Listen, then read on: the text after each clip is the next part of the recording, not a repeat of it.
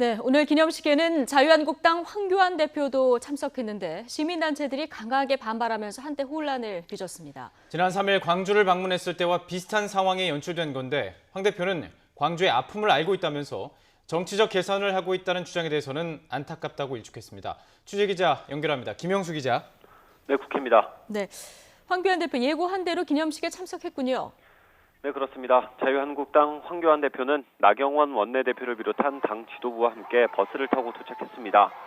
시민단체들은 이 버스를 둘러싸고 황 대표의 기념식 참석에 강하게 항의했는데요.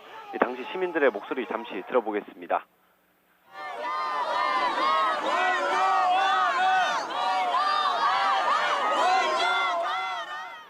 네, 현장이 워낙 시끄럽긴 한데 이 황교안 대표를 향해서 물러가라는 구호가 들립니다. 일부 시민들은 황 대표의 기념식 참석을 막으려고 바닥에 아예 들어눕기도 했습니다.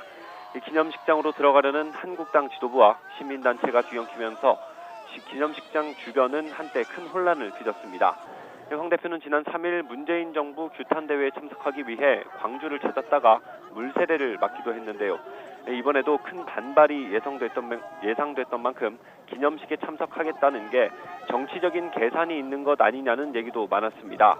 황 대표는 이런 주장을 의식한 듯 오늘 아침 자신의 SNS에 글을 올려서 그런 얘기가 나오는 것이 안타깝다고 일축했습니다. 이어 황 대표는 광주 시민의 아픔과 긍지를 알고 있다고 강조했습니다. 자, 이렇게 시민단체가 황 대표의 기념식 참석에 반발하는 이유가 분명히 있을 텐데요. 정리해보죠. 네, 크게 두 가지입니다. 일단 5.18 망언 의원들에 대한 징계 문제입니다. 한국당 윤리위는 과거 김순례, 김진태, 이종명 의원에 대해 각각 당원권 정지 3개월과 경고, 제명 결정을 내렸습니다. 먼저 김순례, 김진태 의원에 대한 징계 수위가 너무 낮다는 지적이 많았고요. 그나마 제명 결정이 내려진 이종명 의원의 징계를 확정할 의원총회는 감감무소식입니다. 국회 차원의 징계 역시 윤리특위의 심사자문위원회 구성을 놓고 여야가 티격태격하면서 답보 상태에 빠졌습니다. 5.18에 대한 역사 왜곡이나 망언의 처벌을 강화하기 위한 특별법 개정안도 제대로 논의를 못하고 있습니다.